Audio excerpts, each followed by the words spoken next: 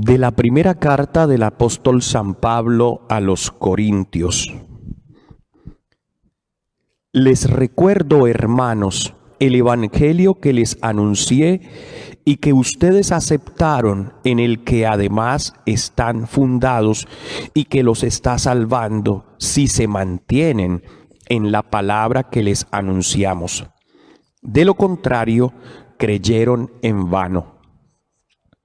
Porque yo les transmití en primer lugar lo que también yo recibí, que Cristo murió por nuestros pecados, según las Escrituras, que fue sepultado y que resucitó al tercer día, según las Escrituras, y que se apareció a Cefas y más tarde a los 12, después se apareció a más de 500 hermanos juntos, la mayoría de los cuales viven todavía, otros han muerto.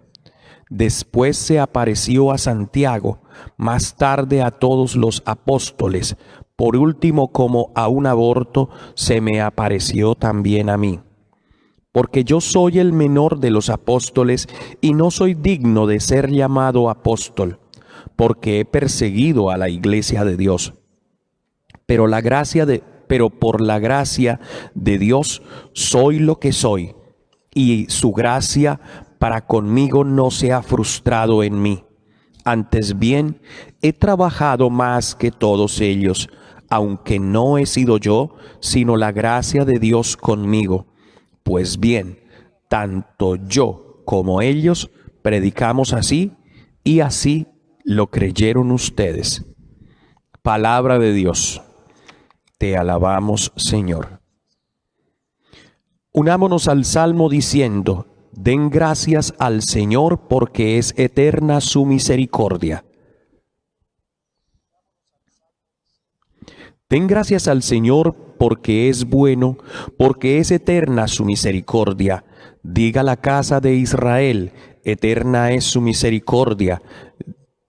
Todos, den gracias al Señor porque es eterna su misericordia. Den gracias al Señor porque es bueno.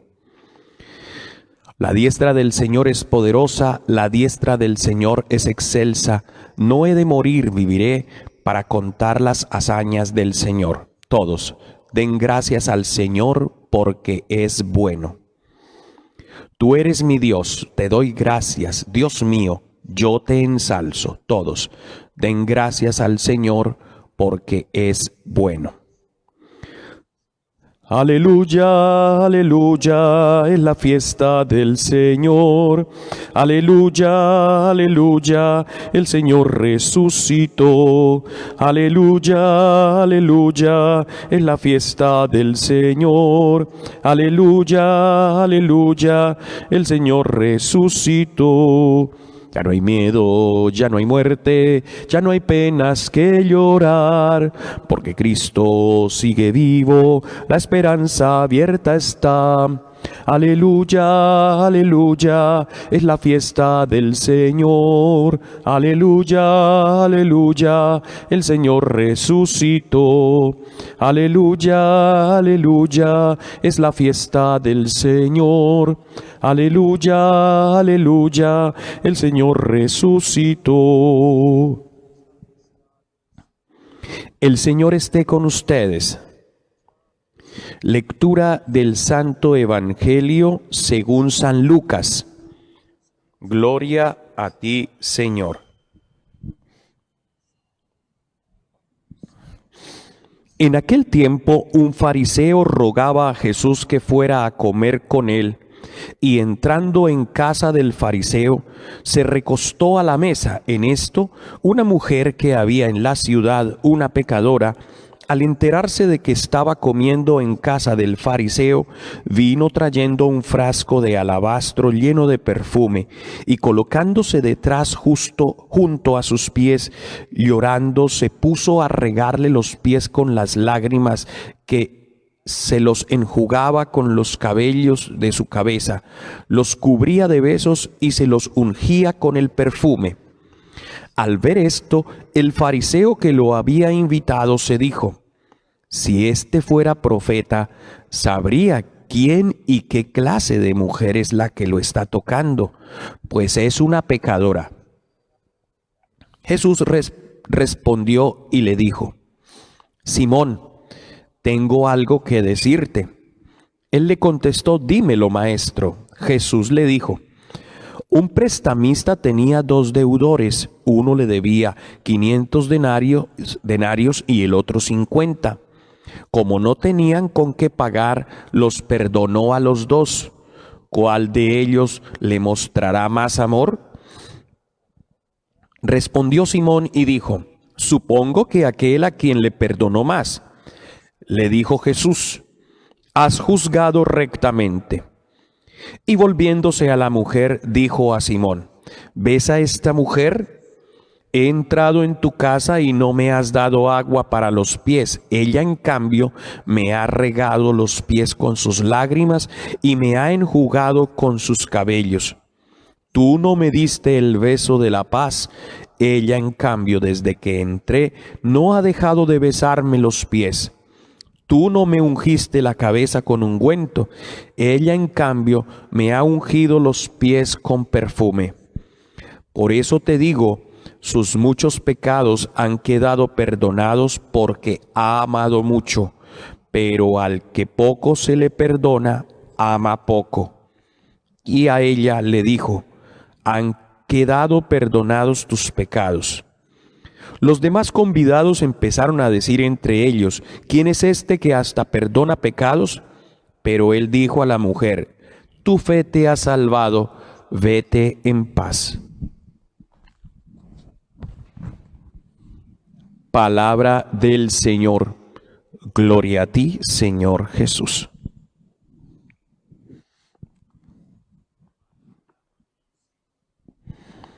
Pidámosle al Espíritu Santo que venga sobre nosotros y nos conceda esa misma inspiración con la que movió a los escritores sagrados para que nos dejaran esta palabra, la escribieran en textos y nos la transmitieran de generación en generación. Hoy la liturgia nos presenta esta memoria libre de Roberto Bellarmino, que nació en 1542 en un pueblo llamado Montepulciano. Su mamá era hermana del Papa Marcelo II. En 1560 ingresa a la Compañía de Jesús. En 1570 es ordenado sacerdote y se dedica a la formación teológica. En 1808 fue elevado al título de cardenal por Clemente VIII, con quien trabajaba íntegramente. Posteriormente es nombrado arzobispo de Capua. Murió en Roma el 17 de septiembre de 1600. Datos que nos sirven. Bueno, el Evangelio está muy lindo, hermosísimo, pero voy a detenerme hoy en la primera lectura. Muy, muy importante, sobre todo porque a San Roberto Bellarmino se le conoce hoy jueves sacerdotal. Nos ponen figuras de vocaciones. Se le conoce a San Roberto Bellarmino como un defensor de la fe. Era un teólogo íntegro, un teólogo que conservaba, enseñaba y defendía la fe del magisterio de la Iglesia. Y de pronto esta expresión magisterio de la Iglesia me la han escuchado ya varias veces ustedes. ¿Sí?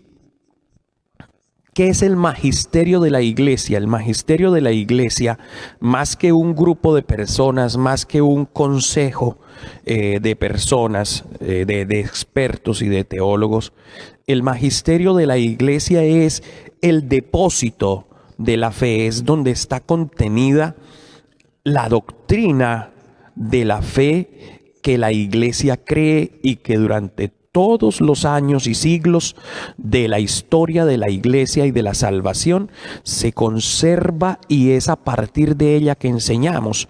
Por ejemplo, depósito de la fe es la Sagrada Escritura, depósito de la fe es la tradición, depósito de la fe es todos los documentos que han salido de los concilios dogmáticos que proclaman, ¿cierto?, dogmas de fe en los que nosotros los cristianos, basados en la palabra, basados en la tradición de la iglesia, en lo que hemos recibido desde los apóstoles, la iglesia vive. ¿De acuerdo? Es todo un conglomerado de elementos. Y lógicamente hay personas, y todos ustedes y yo deberíamos amar y defender el depósito de la fe, porque en tantísimos siglos de experiencia, en tantísimas discusiones que se han presentado, en tantísimos problemas doctrinales y de fe, la iglesia ha sabido sortearlos y ha salido triunfante manteniendo la fe original que viene desde el Señor Jesucristo y de los apóstoles. Esa es la doctrina, ese es el magisterio que se nos enseña. Magisterio viene de maestro, ¿no? Eso es lo que se nos enseña, viene de enseñanza. El maestro enseña, el magisterio enseña, ¿verdad? Bueno, entonces dice San Pablo, y San Roberto Belarmino defendía ese magisterio de la iglesia, esa doctrina pura, limpia, sin arandelas, ¿no? Entonces, miren lo que dice San Pablo: les recuerdo, hermanos, el Evangelio. El Evangelio es parte del magisterio, es parte de la doctrina pura, santa, ¿no? Les recuerdo, hermanos, el Evangelio que les proclamé y que ustedes aceptaron y en el que están fundados, es decir, en el que pusimos las bases de nuestro camino de fe y de salvación, ¿cierto? Y que los está salvando a usted y a mí. Es ese magisterio, es esa fe, esa doctrina, ese evangelio el que nos está salvando, ¿no? Porque el evangelio no es solamente un escrito en un libro de la Biblia, no. El evangelio es la persona misma de Jesucristo. Él es el verbo encarnado, como lo escribo yo todos los días en mi canal de YouTube, ¿no? A la luz del verbo encarnado. Jesús es el verbo encarnado, Jesús es el evangelio, ¿no? Y entonces dice, y en el que están fundados y que los está salvando, si es que conservan el evangelio que les proclamé. ¿Eso qué quiere decir? Los está salvando si es que conservan, mantienen, y ustedes se mantienen en ese evangelio que yo les proclamé. Si hemos tergiversado el evangelio, si hemos cambiado la doctrina apostólica, si hemos echado a un lado elementos de las santas escrituras que nos enseñó Jesucristo y los apóstoles, estamos cometiendo un grave error y podemos perder la vida. Es decir, podemos perder la salvación.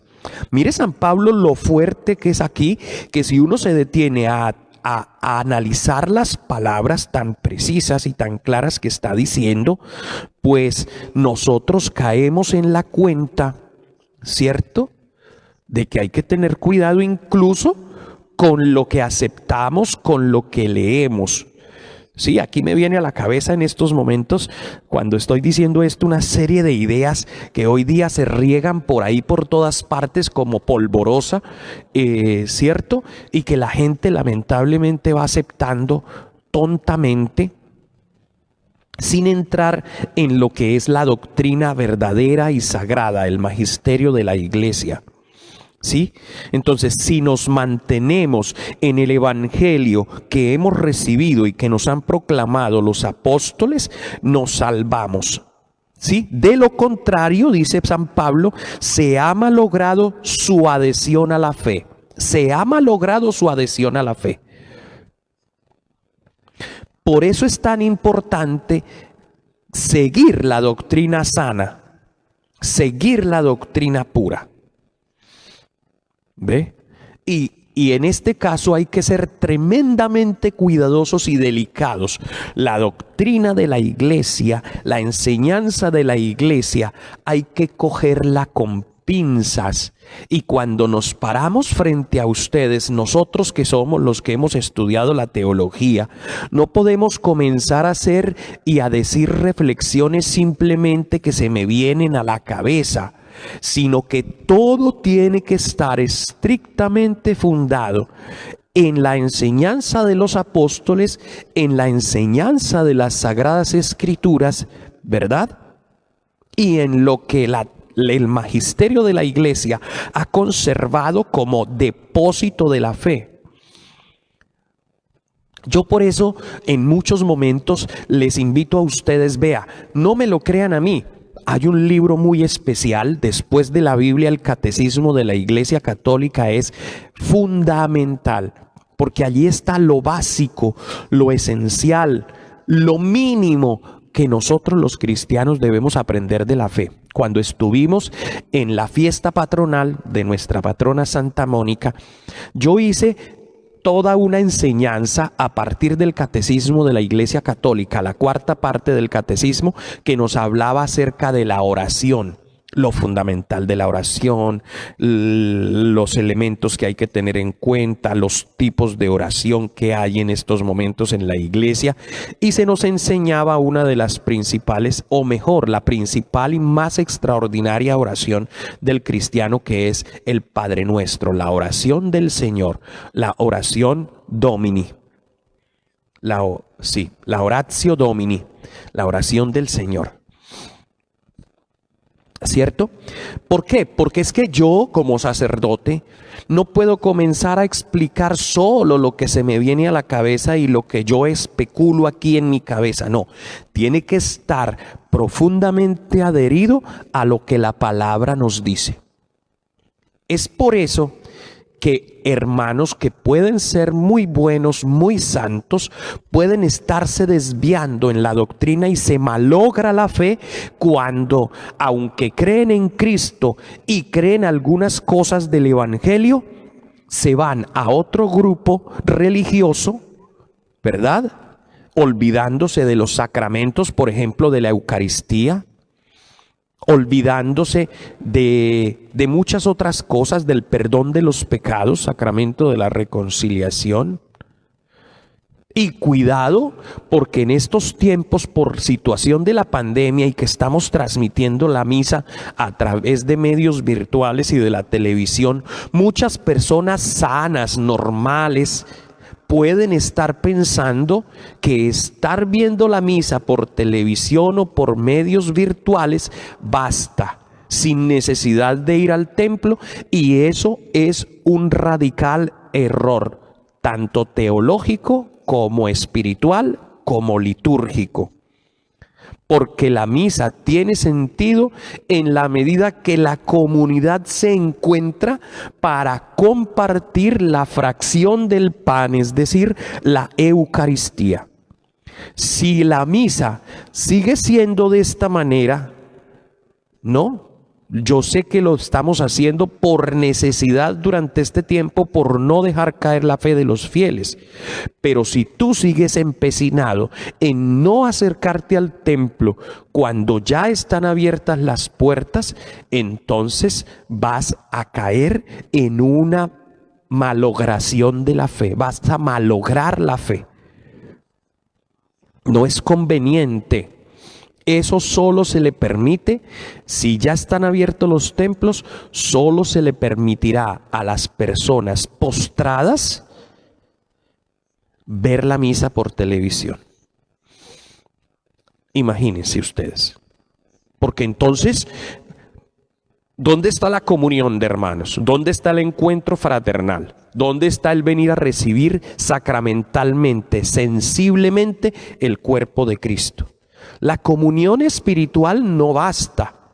Ven al menos espiritualmente a mi corazón, y como si te hubiese recibido. Mire que las palabras son precisas. Como si te hubiese recibido, me abrazo y me uno a ti. Pero como si te hubiese, pero no te he recibido sacramentalmente. Así que pilas. ¿De acuerdo? Pilas. Bueno, entonces San Pablo nos invita, mire que estoy apenas en los primeros versículos de este capítulo 15, versículos del 1 al 11 de la primera carta de San Pablo a los Corintios. Léanlo, es fundamental que ustedes no solamente esperen que yo les diga, ustedes tienen que ser curiosos, ir a constatar en sus Biblias. Perdón, mi alergia. Ir a constatar en sus Biblias, primera de Corintios 15:1, qué es lo que dice y qué es lo que el Padre nos está enseñando, qué es lo que el sacerdote, el curita ese allá nos dice todos los días por este mensaje que nos envía, ¿cierto? Porque es que ustedes no pueden tragar entero. Es que el Padre X dijo que las únicas manos consagradas eran las del Padre y que eran las únicas manos que podían tocar las cosas sagradas, entonces el cuerpo de Cristo. Por eso yo no puedo recibir la comunión en la mano, porque sería un sacrilegio. Pero ¿cómo se le ocurre a un sacerdote ir a decir esto?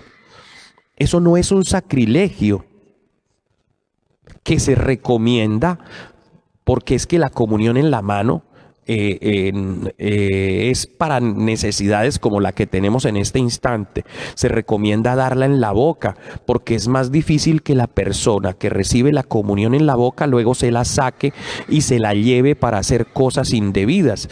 Pero no es porque las manos no sean, si tú estás limpio para recibir la comunión, no está limpia solo tu lengua donde se la van a poner, también están limpias las manos.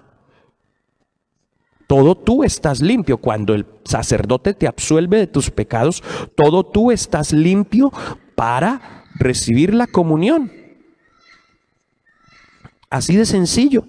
Si te la ponen en la mano no hay ningún problema. Es que hasta el Señor tuvo una discusión con los fariseos. Estos son enredos que a veces nos quieren proponer, ¿no? Decían que las únicas manos consagradas eran las de los sacerdotes. Y eso es cierto, nos consagran las manos en la ordenación sacerdotal. Pero ¿por qué el diácono que no tiene las manos consagradas, porque todavía no se las han consagrado, él sí puede tocar la Eucaristía? ¿Por qué el acólito instituido que no tiene las manos consagradas le permiten ser ministro extraordinario de la Eucaristía? ¿Por qué la Iglesia ha permitido que ministros extraordinarios de la Eucaristía, en la falta y necesidad de sacerdotes y de vocaciones, vayan a llevar la comunión a tantísimos enfermos, como en esta parroquia que no alcanzaría solo a llevarle comunión a tantísimos enfermos? Me gastaría varios días llevándole la comunión. En cambio, los ministros, el obispo los bendice y les da ese servicio para que le lleven la comunión a los enfermos, los acompañen con la oración. Y las manos de ellos no las ungen con crisma, con aceite crismal, como ungen las de los sacerdotes. ¿Están cometiendo un sacrilegio? No. Se les dio la dignidad y a ti te dan la dignidad. Esto lo estoy comentando porque es un error de espiritualidad, un error teológico que a veces algunos transmiten, y con supuestos anuncios de la Virgen. No, aquí tengo a la Virgen Santísima, allá tengo al Señor Jesús, lo tengo en mi corazón y le pido que cada día me dé el Espíritu Santo para poder enseñarle a la gente las cosas claras. El Señor Jesús vino a quitar arandelas, a descomplicar la vida de la fe, para que la gente la pudiera vivir más tranquilamente. Tuvo enfrentamientos fuertísimos con los fariseos, hasta lo mataron por eso, ¿cierto? Porque él decía, pero es que es imposible que el día del sábado no podamos ni siquiera hacer obras buenas, milagros, solo por aferrarnos a una ley entendida mal y donde se le impone. Por ejemplo, esa era una discusión teológica de la época, ¿no? Y Jesús la rechazó, dijo, no, no es el hombre el que está hecho para el sábado, sino el sábado para el hombre, pero ese día se puede hacer el bien. Entonces no podemos errores teológicos, ¿sí? Errores litúrgicos. Por eso hay que mantenerse en la fe. No que entonces los hermanos separados, que los respeto y los quiero muchísimo, tengo amigos separados, me da tristeza que se me hayan ido a otra iglesia por alguna circunstancia. Es que me gusta cómo cantan, es que me gusta que bailan, es que allá sentí los pelitos que se me paraban de la piel. Pero ¿y la doctrina? ¿Y los sacramentos? No, que la Virgen María no es no sé qué. Y entonces, ¿por qué los evangelios tienen en sus escritos a la Madre de Dios? He aquí que una virgen está encinta y va a dar a luz un hijo y le pondrá por nombre Emmanuel. ¿No? ¿O por qué las palabras del ángel? Alégrate María, llena de gracia, el Señor está contigo. ¿Sí? Concebirás y darás a luz un hijo por obra del Espíritu Santo. El hijo que nacerá será llamado Hijo del Altísimo. ¿No? ¿De dónde a mí que me visite la madre de mi Señor? Palabras que son profundamente con sentido teológico, ¿cierto? Entonces, hay que tener mucho cuidado. Hay que tener muchísimo, muchísimo cuidado en lo que aprendemos y lo que enseñamos. Última cosa, ayer me encontré un señor que me mostraba una oración que él le había regalado otro señor. Y decía una oración muy rara, una oración muy rara que Ángel de la Misericordia, Ángel Anastasis, unas palabras, y que si el Señor que le entregó la oración le decía que si él hacía 3 veces esa oración, le iba a cambiar la vida maravillosamente. Yo dije primero, Ángel de la Misericordia, bueno, puede que exista, porque hay tantos ángeles. Pero todo ese resto de palabras, yo le decía, no tienen ningún sentido. Mira, si tú vas a hacer una oración que sea hermosa, donde le pidas al Señor todo lo que necesitas para tu vida, haz la oración del Padre Nuestro. Es la oración perfecta, enseñada por el mismo Jesucristo, que nos dice, no digan un montón de palabrería, con esto que digan basta. Y eso es fundamental. Así que por favor, miren, tratemos de conservar, no pelear con nadie. Yo trato de no pelear con nadie, pero sí de hablar las cosas claras y contundentes, con autoridad, como dice el Evangelio, ¿no? Hablar con autoridad. No peleen con nadie. Si alguien se va a poner a discutir con ustedes por cosas de fe, dígale, mira, lo siento mucho, me disculpas, te pido disculpas si esto te hace sentir mal, pero no voy a discutir contigo. Dios te bendiga. Cuando estés dispuesto a dialogar con paz y con paciencia, nos sentamos y conversamos de las cosas de la doctrina de la fe. Mientras tanto, no. Con permiso, que estés muy bien. Amablemente, pero ponerse uno a pelear con alguien sobre la fe, y si se va a poner a decir sandeces, entonces no lo escuches, discúlpame, no voy a escuchar lo que me dices, ya no tengo tiempo para conversar contigo. Con permiso, es fundamental. Por favor, conserven, les recuerdo el evangelio que les proclamé y que ustedes aceptaron y en el que están fundados y que los está salvando, si es que conservan el evangelio que les proclamé. De lo contrario, se ha malogrado la adhesión, su adhesión a la fe. Así que tengan cuidado. Hay que buscar buenas fuentes. Gloria al Padre, al Hijo y al Espíritu Santo, como era en el principio, ahora y siempre, por los siglos de los siglos. Amén. Continuemos.